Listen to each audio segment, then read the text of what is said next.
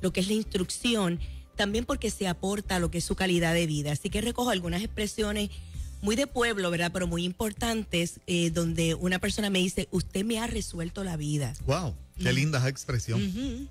Otra persona me dice, me quitó un peso de encima. Eso quiere decir que aclaramos algún punto, ¿verdad? Importante, lo que es su ministerio, lo que es la posición de la mujer en la iglesia. Y otra persona me escribió, wow, doctora, usted es la voz de las mujeres que no tienen voz. Eso, bueno, es mucho, ¿verdad? Mucho contenido ahí de lo que expresa. Y de verdad que me siento tan pequeña. Yo que soy la Benjamina, yo digo, yo siempre soy la Benjamina, ¿verdad? En el pueblo del Señor soy pues quizás la más pequeña de sus ovejas, y no estoy hablando necesariamente de mi estatura, aunque también, ¿verdad? Pero quiero decirles que me honro y doy gracias al Señor por su bondad. Estoy profundamente agradecida por la emisora, porque también está comprometida con mejorar la calidad de vida de tantos puertorriqueños y puertorriqueñas a través de estos segmentos que son muy innovadores, el poder decir cosas que hasta este momento no se han dicho, por razones que, ¿verdad?, ahora no vamos a discutir, pero que ciertamente la emisora pues se pone como estandarte en este país. Así que doy gracias al Señor, y también porque Jesús hizo la diferencia. Lo concluimos, fue una de las cosas que pudimos decir precisamente ese día que estuvimos conversando con Magdiel, que Jesús hacía la diferencia con relación a lo que era el trato con las mujeres, y es porque Jesús coloca a la mujer en el mismo rango que coloca al varón, ¿verdad? Muy lejos precisamente de lo que es la costumbre de su época, precisamente en lo que es la connotación sociocultural, porque en su época pues las mujeres, pues ya lo dijimos, ¿verdad? Sí. Era una propiedad, eran una cosa realmente que adquiría el varón, pero Jesús la pone de igual a igual con el hombre. Y obviamente hay datos que ofrecen los evangelios que revelan que Jesús acogió entre sus discípulos también discípulas, o sea que algunas mujeres también estaban ahí, y obviamente eso no se quedó solamente con Jesús. Más adelante vemos algunos textos bíblicos que hablan precisamente de cómo el apóstol Pablo coloca precisamente a las mujeres en una posición de poder y de autoridad. Así que no deberíamos estarnos preguntando a estas alturas en el 2018, ¿verdad? Si había mujeres predicadoras, pastoras, apóstoles precisamente en esas cartas de Pablo, porque sí la presencia de ellas está, y sí hay textos bíblicos que demuestran esa presencia, y aquí estamos nosotros para realmente aportar a eso, Juan Carlos. Entonces fíjense que Jesús no tenía reparo para hablar con las mujeres en público, y eso un varón judío no podía hacerlo. Y por ejemplo, no solamente hablar con ellas, sino instruirlas, como hizo con la mujer samaritana. En Juan capítulo 4, verso 27 lo dice: se deja tocar por una mujer, ¿verdad?, con flujo de sangre, a pesar de la impureza que esto representaba en esa época, y Jesús obra un milagro en una persona que se supone que ni lo tocara a él, ni él la tocara a ella, y obviamente él lo expone en ese pasaje bíblico tan maravilloso, Marcos capítulo 5, versos 25 al 34. Cura en el día del sábado, el día que se supone que no se curase a nadie, ¿verdad?, que no se hiciese ninguna obra porque era el día del reposo. Jesús cura a una mujer encorvada y la llama hija de Abraham, o sea que la restituye ante su sociedad, en Lucas capítulo 13, versos 10 al 16. También impide que una mujer adúltera sea apedreada, en Juan capítulo 8, versos del 3 al 11, y vemos, ¿verdad?, toda la misericordia del Señor ahí, ¿verdad? Entonces, mis estudiantes, por ejemplo, en la universidad me preguntan qué fue lo que pasó, por qué ninguno de ellos apedreó a esa mujer, por qué cada uno dejó la piedra y se fue. Y entonces hay una expresión precisamente en ese pasaje donde dice que Jesús escribía en tierra mientras ellos acusaban a esta mujer.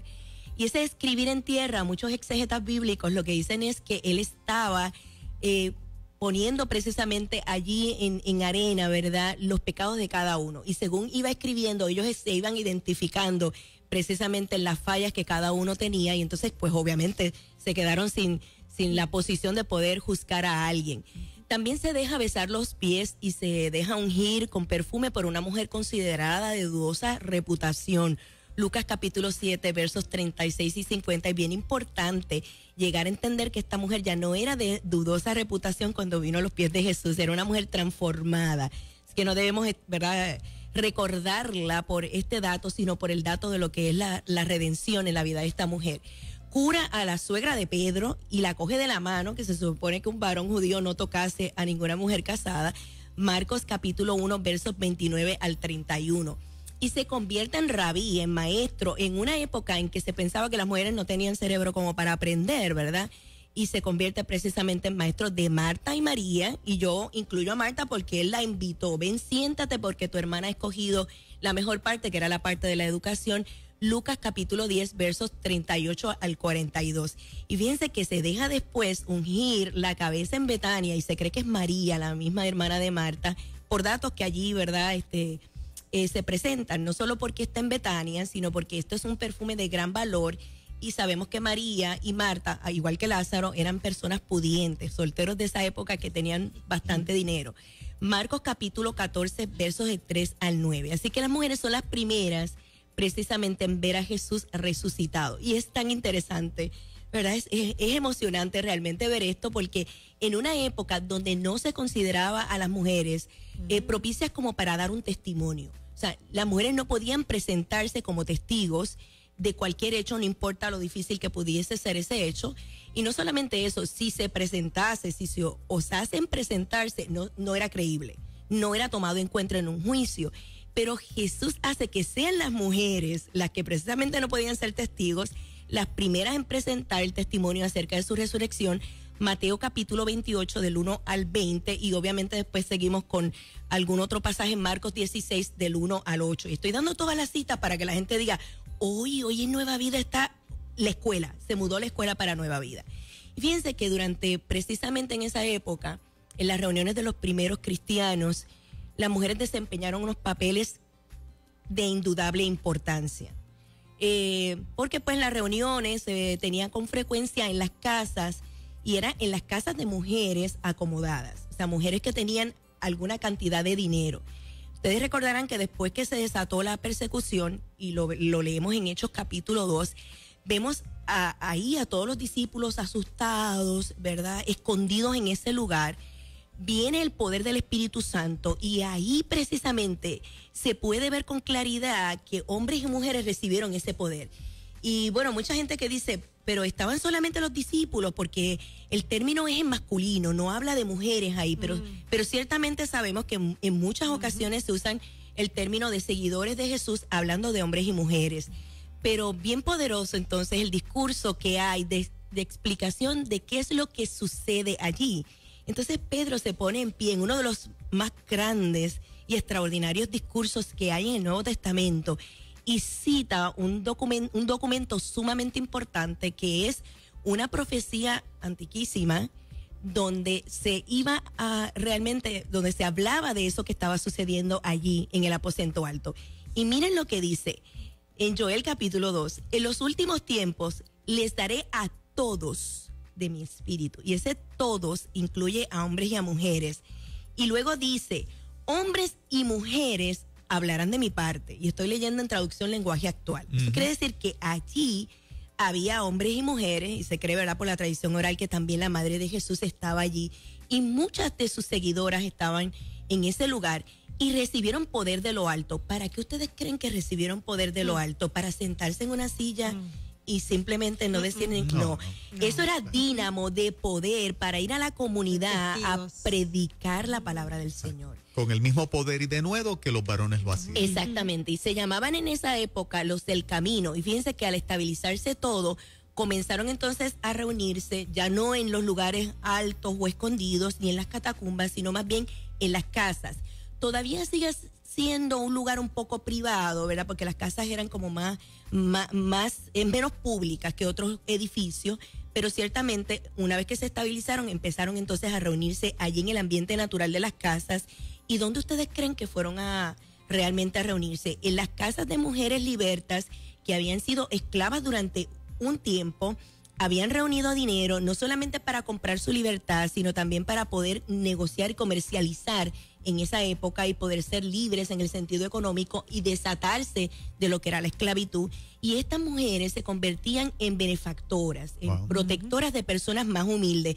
Yo siempre tenía empresarias en su mente, mujeres de negocio. Siempre, definitivamente, Juan Carlos. Tú estabas ahí ya en ese panorama, ¿verdad? Y obviamente tienes mujeres también aquí sumamente poderosas en esta emisora que también son grandes empresarias.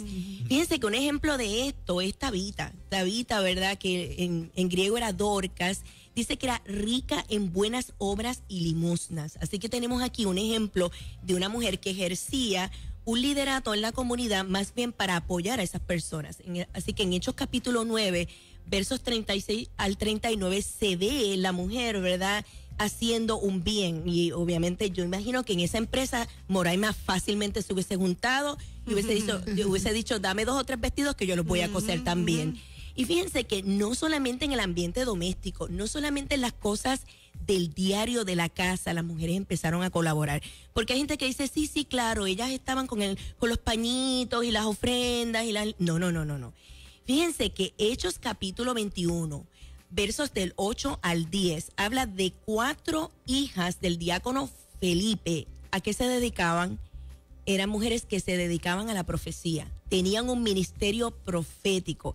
Dice que eran vírgenes y ese dato importante es para hacer saber que ellas entregaron por completo su vida al ejercicio de la profecía y de servir al Señor. Y ellas no eran las únicas. En ese primer siglo de la era cristiana, muchas mujeres que ejercían funciones ministeriales estaban relacionadas precisamente con la predicación de la palabra y de la enseñanza. Y un poquito contextualizar la época era para que lo podamos entender. En esta época, los oficios no eran tan definidos como el día de hoy. Recuerden que son siglos de historia, así que cada cual va ubicándose en una posición. Se hace el job descriptions de cada uno de los puestos, ¿verdad?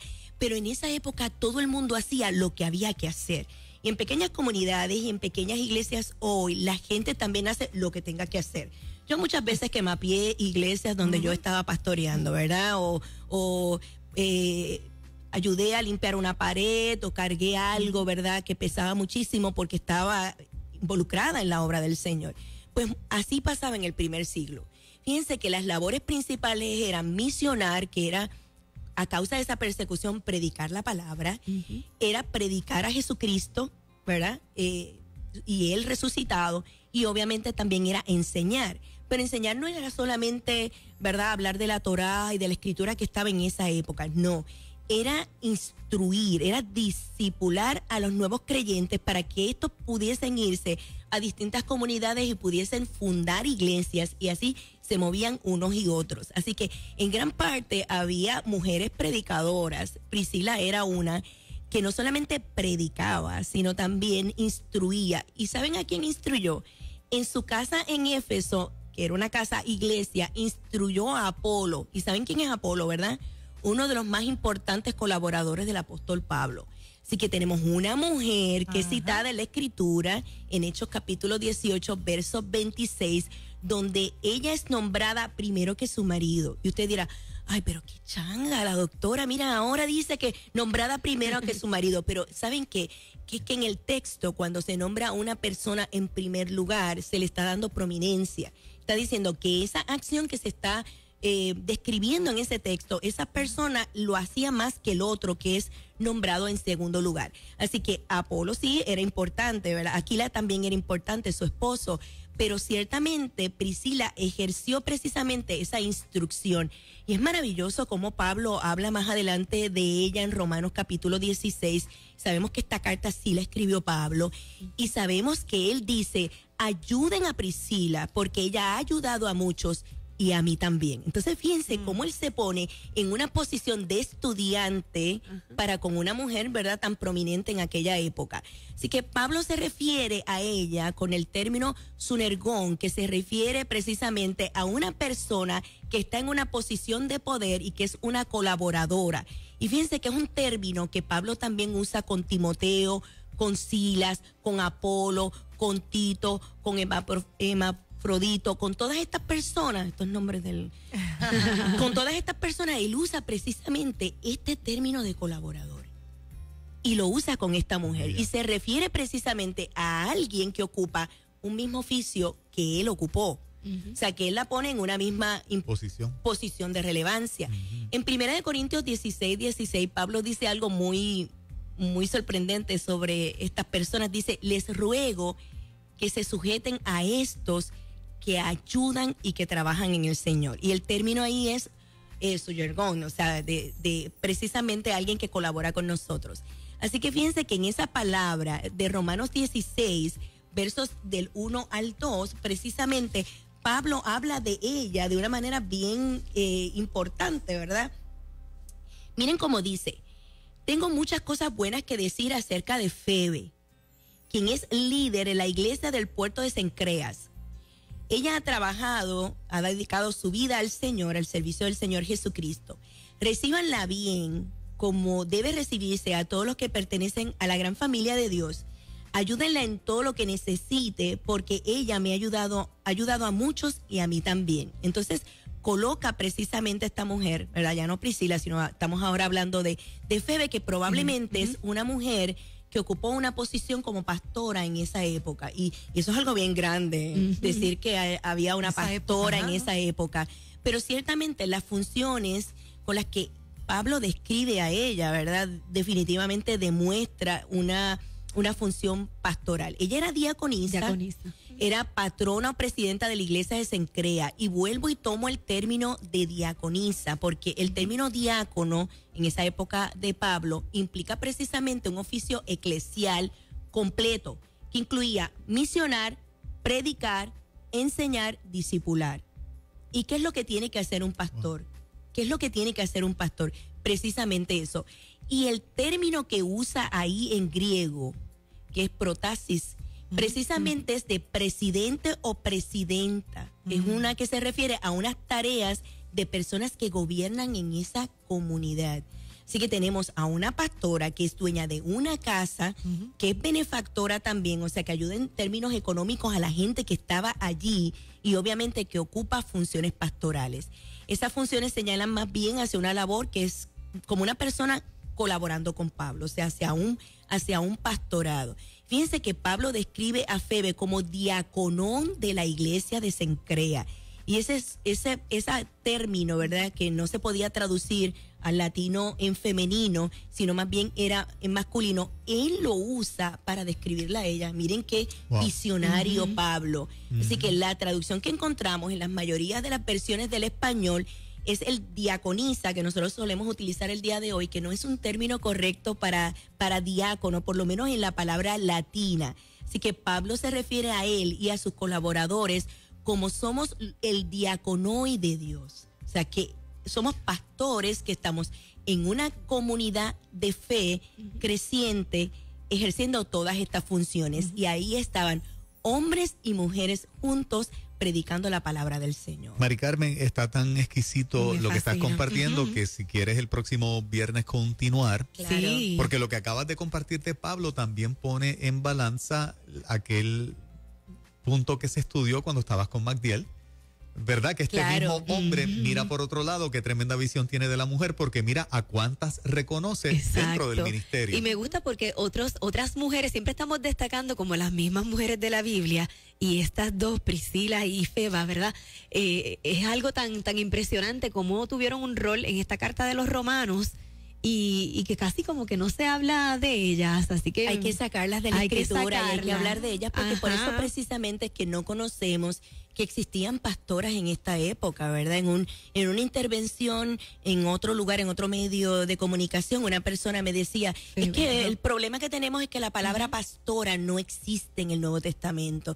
Y yo tuve que decirle con mucha diplomacia a esta persona que no era correcto, que había sí un término, lo único que ese término era sustitutivo, porque en esa época se estaban creando precisamente los nombres de los puestos de lo que la gente hacía, pero si tú te das cuenta por las cualidades, precisamente estas personas eran pastoras. En la función que hacían eran Febe y Priscila. Exactamente. Y si ustedes quieren escuchar un poquito más sobre esto, además del próximo viernes, ¿verdad?, de Tacones Altos, es que voy a estar dictando una ponencia en el Congreso de Teología 2018 en la Universidad Interamericana. La ponencia se llama De la cajita a la casita: Voces de la Reforma en las mujeres y sus comunidades. Hoy va a ser el jueves 1 de noviembre a la 1:15 de la tarde en este congreso. Miren qué bello este afiche, ¿verdad? En este congreso que se llama Visiones y Sueños, 501 años de la Reforma Protestante. Comienza el 31 de octubre al 2 de noviembre desde las 8 hasta las 4 de la tarde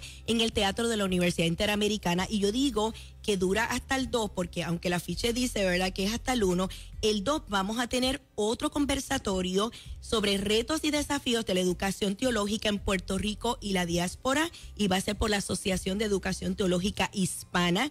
Va a ser ese 2 de noviembre desde las 8 de la mañana. Es bien importante que para inscribirse, porque esta actividad es completamente gratis. Así que son 3 días. Muy bien. Deben entonces registrarse a congresoteologiainter.com y les esperamos entonces en esta actividad. Gracias, Gracias, pastora. Carmen. ¿Cómo no?